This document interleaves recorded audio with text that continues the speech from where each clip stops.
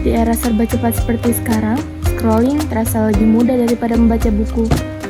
Tapi pernah gak sih kamu bertanya, apa yang sebenarnya kamu cari? Kadang aku merasa aku tahu banyak hal, tapi sekaligus aku nggak tahu apa-apa. Aku tahu berita terbaru, tren terbaru, drama terbaru, tapi tetap aja rasanya ada yang hampa. Hari ini viral, besok dilupakan. Aku bisa habiskan berjam-jam waktu di depan layar. Tapi, apakah aku merasa lebih pintar? Lebih paham? Atau mungkin lebih berpengalaman? Atau hanya lelah? Mungkin selama ini aku terlalu banyak mencari hiburan. Mungkin udah waktunya aku mencari kedalaman informasi dan pemahaman. Dan mungkin jawaban itu gak ada di layar. Aku dulu sering ngerasa baca buku itu aneh. Kayak orang yang tenggelam dalam halaman-halaman tebal itu kelihatan beda. Kenapa ya? Rasanya kalau lihat orang baca buku, kok kayak mereka hidup di dunia lain. Aku penasaran, apa cuman aku yang ngerasa kayak gitu? Tapi kayaknya bukan cuman aku. Aku penasaran. Aku mulai nyari satu informasi kecil, tapi rasanya kayak nyari jarum di tumpukan jerami. Banyak buku, tapi nggak tahu harus mulai dari mana. Kayaknya aku harus nyari satu buku yang penelitiannya jelas, akurat, dan masuk akal.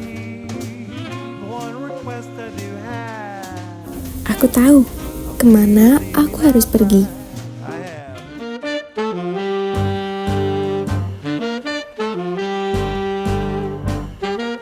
Ini perpustakaan, tempat yang jarang sekali aku kunjungi. Tapi mungkin di sini, di mana tempat aku akan menemukan informasi.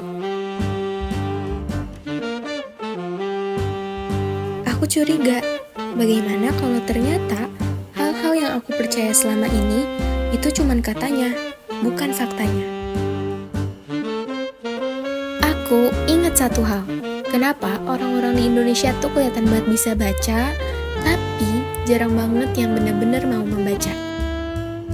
Lalu aku menemukan satu buku yang isinya penuh dengan data-data survei. Menurut data tahun 2020, tingkat melek huruf orang dewasa di Indonesia itu mencapai 96%. Itu tinggi banget, bahkan di atas rata-rata global. Tapi kenapa fakta lain bilang minat baca kita rendah banget?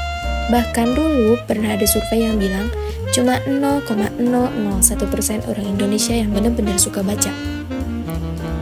Artinya cuma 1 dari 1.000 orang. Di survei tahun 2025, cuma 20,7% orang Indonesia yang baca setiap harinya. Artinya, kita bisa membaca, tapi jarang ada yang benar-benar mau membaca. Ternyata, masalahnya bukan sekedar bisa baca, tapi soal kebiasaan, waktu, dan akses. Nah, ini survei PISA tahun 2022.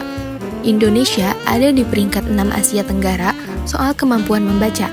Skornya cuma 359 poin.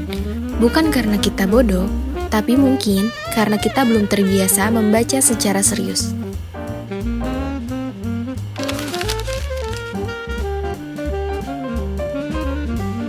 Penyebabnya, pertama, akses buku yang belum merata. Kedua, kebiasaan membaca dari kecil belum terbentuk. Dan ketiga, kebiasaan scroll cepat bikin kita susah fokus. Tapi bagusnya, kita nggak cuma tinggal diam. Survei SNLIK tahun 2022 menunjukkan literasi keuangan meningkat. Dan tahun 2025 ditargetkan naik lagi sampai 69,35%. Itu artinya, kita pelan-pelan bergerak maju.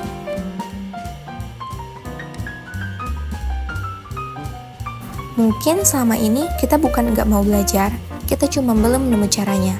Dan mungkin hari ini jadi langkah pertama.